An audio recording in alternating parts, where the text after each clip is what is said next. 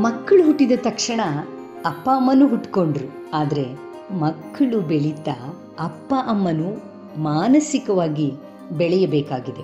ಹಾಗಾಗದಿದ್ರೆ ಮಕ್ಕಳನ್ನು ಬೆಳೆಸೋದು ಸ್ಟ್ರೆಸ್ ಆಗಿ ಹೋಗುತ್ತೆ. ಈಗ ಆಗ್ತಿರೋದು ಅದೇ. ಮಕ್ಕಳ ಭವಿಷ್ಯದ ಬಗೆಗೆ ತಂದೆ ತಾಯಿ ಆತಂಕದಿಂದ ಯೋಚಿಸ್ತಿದ್ದಾರೆ. ಮಕ್ಕಳ ಮಾತು ಕೇಳಲ್ಲ, ವಿಪರೀತ ಕೋಪ, ಓದೋದ್ರಲ್ಲಿ ಆಸಕ್ತಿ ಇಲ್ಲ, ಇಂತಹ ಕಂಪ್ಲೇಂಟ್ ಕಾಮನ್ ಆಗಿ ಹೋಗಿದೆ. ಅದಕ್ಕೆ ನಾವು ಪೇರೆಂಟಿಂಗ್ ವರ್ಕ್ಶಾಪ್ ಮಾಡ್ತಾ ಇದ್ದೀವಿ. ಇಡೀ ದಿನ ಆಪ್ತ ಸಲಹೆಗಾರರ ಜೊತೆಗೆ ನೀವು ಇರ್ತೀರಾ. ಮಕ್ಕಳ ಉಜ್ವಲ ಭವಿಷ್ಯಕ್ಕಾಗಿ ದಂಪತಿಗಳು ದಯವಿಟ್ಟು ಸಮಯ ಕೊಡಿ. ಕಾರ್ಯಾಗಾರ ನಡೆಯುವ ಸ್ಥಳ ಆರ್ಯ ಸಮಾಜ, ವಿ ಪುರಂ, ಬೆಂಗಳೂರು.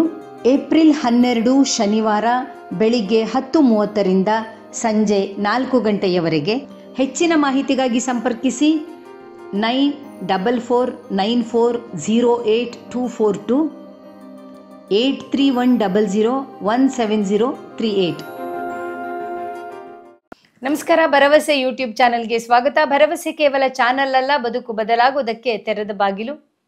ಧ್ಯಾನದ ಕುರಿತಾಗಿ ಡಾಕ್ಟರ್ ಶೋಭಾ ಹೆಗಡೆಯವರು ಹಲವಾರು ಸೂಕ್ಷ್ಮವಾದ ಸಂಗತಿಗಳನ್ನ ನಮಗೆ ಎಳೆಯಾಗಿ ಅರ್ಥ ಮಾಡಿಸ್ತಾ ಇದ್ದಾರೆ. ನಮಸ್ತೆ ಶೋಭಾ ಅವರೇ. ನಮಸ್ಕಾರ ಸುಧಾ.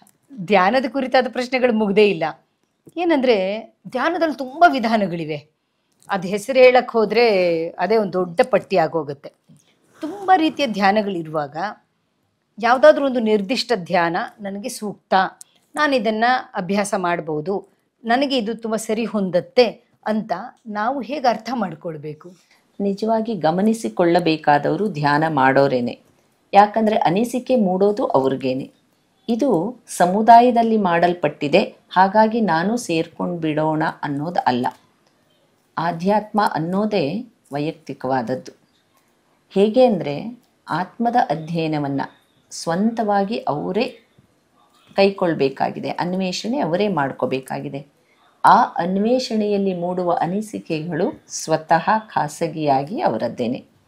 ಎಷ್ಟು ಪ್ರಾಮಾಣಿಕರಾಗಿರ್ತಾರೋ ಅಷ್ಟು ಈ ಅನಿಸಿಕೆಗಳನ್ನು ಅವರು ತುಂಬ ಸೂಕ್ಷ್ಮದಲ್ಲಿ ಗಮನಿಸ್ತಾರೆ.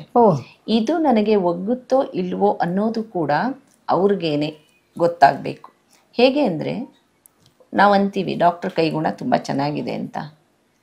ನನ್ನ ಸ್ನೇಹಿತೆಯರು ಯಾರೋ ಹೇಳಿದ್ರು ಡಾಕ್ಟರ್ ಕೈಗುಣ ಚೆನ್ನಾಗಿದೆ ಅಂತ ನಾನು ಹೋದಾಗ ಅವರ ಚಿಕಿತ್ಸೆ ನನಗೆ ಒಗ್ಗದೇ ಹೋಗ್ಬೋದು. ಇದು ನಮ್ಮೆಲ್ಲರ ದಿನನಿತ್ಯದ ಅನುಭವದಲ್ಲಿ ನಾವು ಕಂಡುಕೋತೀವಿ. ಹಾಗೇನೆ ಧ್ಯಾನ ಕೂಡ. ಧ್ಯಾನ ಅವರ ಗುಣ ಸ್ವಭಾವಕ್ಕೆ ಒಗ್ಗಿಲ್ಲ ಅಂತಾದರೆ ಅವರೇ ಗಮನಿಸಿ ಬದಲಾಯಿಸ್ಕೋಬೇಕು. ಯಾಕಂದರೆ ನಾನು ಯಾವುದೋ ಸಾಮಾನನ್ನು ಕೊಂಡ್ಕೋಬೇಕಂತೀನಿ, ಆದರೆ ನಾನು ಹೋಗಿರೋ ಅಂಗಡಿ ಬೇರೆದಾಗ್ಬಿಟ್ಟು ನನಗೆ ಬಟ್ಟೆ ಖರೀದಿ ಮಾಡಬೇಕಾಗಿದೆ, ಆದರೆ ತರಕಾರಿ ಅಂಗಡಿಗೆ ಹೋಗ್ಬಿಟ್ಟಿದ್ದೀನಿ ಅಂದರೆ ಆಗಲ್ಲ.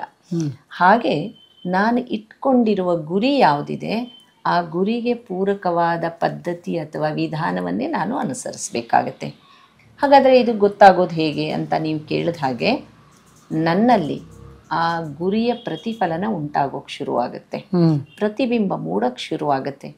ಆ ಮೂಲಕ ನನ್ನಲ್ಲಿ ಒಂದು ಹಗುರತನ, ಸೂಕ್ಷ್ಮತೆ, ಸರಳತೆ, ಆ ಗುರಿಯ ಪ್ರತಿಫಲನ ಅಂತ ಹೇಳಿದ್ನಲ್ಲ ಅದರ ಒಂದು ಅಂದಾಜು ಸ್ಪಷ್ಟವಾಗಿ ನನ್ನಲ್ಲಿ ಮೂಡೋಕ್ಕೆ ಶುರುವಾಗುತ್ತೆ.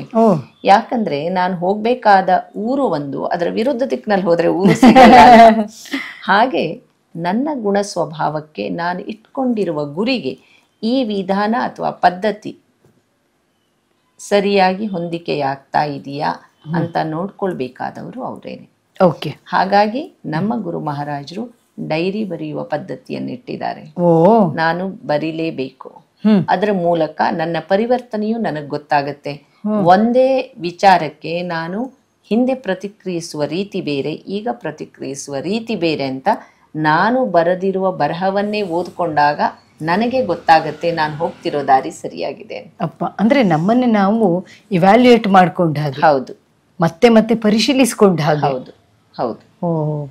ತುಂಬಾ ಚೆನ್ನಾಗಿದೆ ಶೋಭಾ. ಈ ಡೈರಿ ಬರೆಯೋದು ಅಂತ ಹೇಳಿದ್ರಲ್ಲ, ಇದು ಪ್ರತಿಯೊಬ್ಬ ಅಭ್ಯಾಸಿಗೂ ಅವರು ನಿರ್ದೇಶಿಸ್ತಾರೆ. ಹೌದು. ಇಲ್ಲಿ ಬೆಳಗ್ಗಿನ ಧ್ಯಾನ, ಸಾಯಂಕಾಲದ ಶುದ್ಧೀಕರಣ, ರಾತ್ರಿಯ ಪ್ರಾರ್ಥನೆ, ಸತ್ಸಂಗದಲ್ಲಿ ಭಾಗವಹಿಸುವಿಕೆ, ನಮ್ಮ ಗುರು ಮಹಾರಾಜರ ಸಾಹಿತ್ಯವನ್ನು ಅಭ್ಯಾಸ ಮಾಡುವಿಕೆ ಮತ್ತು ಡೈರಿ ಬರೆಯೋದು. ಇವೆಲ್ಲವೂ ವಿಧಾನದಲ್ಲಿ ಬಂದಿದೆ. ಅಂದ್ರೆ ಒಬ್ರು ಅವ್ರ ವೃತ್ತಿಯಲ್ಲಿ ಇರಲಿ, ಗೃಹಿಣಿಯೇ ಆಗಿರ್ಲಿ, ಹೌದು, ವಯಸ್ಸಾದವರಾಗಿರ್ಲಿ, ಚಿಕ್ಕ ಮಕ್ಕಳಾಗಿರ್ಲಿ, ಇವು ಎಲ್ಲವೂ ಕೂಡ ಅವ್ರಿಗೆ ಪಾಲಿಸೋದಕ್ಕೆ ಸಾಧ್ಯ. ಹೌದು. ಅಂದ್ರೆ ಆ ಪಾಲಿಸುವಿಕೆಯಿಂದ ನನ್ನಲ್ಲಿ ಒಂದು ನೈತಿಕ ಬಲ ಬರುತ್ತೆ. ಹೇಗೆ ಅಂದ್ರೆ ಟೀಚರ್ ಹೇಳ್ಕೊಟ್ಟಿದ್ ಎಲ್ಲವನ್ನೂ ನಾನು ಮಾಡಿದಾಗ ಅದು ಸರಿಯಾದ ರಿಸಲ್ಟ್, ಫಲಿತಾಂಶ ಬಂದಿಲ್ಲ ಅಂದ್ರೆ ನಾನು ಹೋಗಿ ಮತ್ತೆ ಟೀಚರ್ ಅನ್ನು ಕೇಳಬಹುದಲ್ವಾ? ಟೀಚರ್ ಹೇಳಿದ್ದನ್ನು ಪಾಲಿಸದೆ ನನಗೆ ಕೇಳುವ ಹಕ್ಕಿಲ್ಲ. ನೈತಿಕ ಬಲ ಮೂಡಲ್ಲ. ಆ ನೈತಿಕ ಬಲ ಮೂಡೋದಿಕ್ಕೆ ಅವರು ಕಲಿಸಿದ ವಿಧಾನವನ್ನ ಚಾಚು ತಪ್ಪದೆ ಅವ್ರು ಹೇಳಿದ ಹಾಗೆ ಪಾಲಿಸ್ಬೇಕಾಗತ್ತೆ. ವಾ, ಬಹಳ ಚೆನ್ನಾಗಿದೆ. ಅಂದ್ರೆ ಸಣ್ಣ ಸಣ್ಣ ಬದಲಾವಣೆಗಳನ್ನ ಮಾಡ್ಕೊಳ್ಳೋದ್ರ ಮೂಲಕ ದೊಡ್ಡ ಸುಧಾರಣೆಯನ್ನ ಜೀವನದಲ್ಲಿ ತರಬಹುದು ಅಂತ ಹೇಳ್ತಾ ಇದ್ದೀರಿ. ಯಾವ ಧ್ಯಾನ ನಮಗೆ ಸೂಕ್ತ ಅನ್ನೋದು ನಮಗೆ ನಾವೇ ಅರ್ಥ ಮಾಡ್ಕೊಳ್ಬೇಕು ಅನ್ನೋದನ್ನ ತುಂಬಾ ಸರಿಯಾಗಿ ನಮಗೆ ಮನಮುಟ್ಟೋ ಹಾಗೆ ನೀವು ಅರ್ಥ ಮಾಡಿಸಿದ್ರಿ. ಧ್ಯಾನದ ಕುರಿತಾದ ಸರಣಿ ಮುಗಿತಾ? ಇನ್ನೂ ಮುಗ್ದಿಲ್ಲ. ಮುಂದಿನ ಸಂಚಿಕೆಯಲ್ಲಿ ಮತ್ತಷ್ಟು ನೋಡೋಣ. ಶೋಭಾ ಅವರೇ, ನಿಮ್ಮ ತಾಳ್ಮೆಗೆ ನಾನು ಮತ್ತೊಮ್ಮೆ ಧನ್ಯವಾದಗಳನ್ನ ಹೇಳಬೇಕು. ಎಷ್ಟು ಪ್ರೀತಿಯಿಂದ ಧ್ಯಾನದ ಕುರಿತು ನಮಗೆ ಮಾಹಿತಿಗಳನ್ನ ನೀಡ್ತಾ ಇದ್ದೀರಿ. ಬಹಳಷ್ಟು ಜನಕ್ಕೆ ಇದು ಉಪಯುಕ್ತವಾಗಲಿ, ಧ್ಯಾನ ಅಭ್ಯಾಸವಾಗಲಿ, ಧ್ಯಾನ ಅವರ ಜೀವನದ ಭಾಗವಾಗಲಿ ಅಂತ ಆಶಿಸ್ತಾ, ಭರವಸೆನ ಇಷ್ಟು ದೊಡ್ಡ ಕುಟುಂಬವಾಗಿ ಬೆಳೆಸಿದ ತಮಗೆಲ್ಲರಿಗೂ ಕೃತಜ್ಞತೆಗಳು, ಧನ್ಯವಾದಗಳು, ನಮಸ್ಕಾರ.